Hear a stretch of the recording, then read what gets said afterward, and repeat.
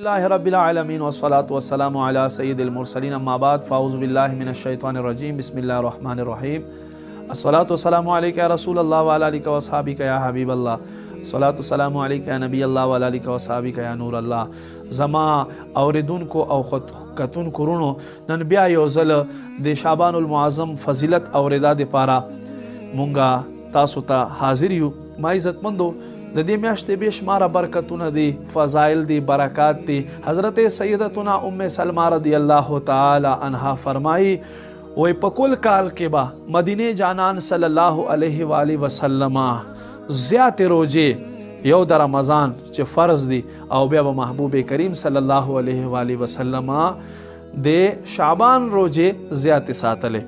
او بل حدیث کې راځي حضرت سیدتنا عائشہ صدیقہ رضی الله تعالی عنها فرمایي وای محبوب کریم صلی الله علیه و آله وسلم با رمضان نه بعد په شعبان المعظم میاشت کې په نورو میاشتو په مناسبت سره لواړو نه زیات روزه نیسلې.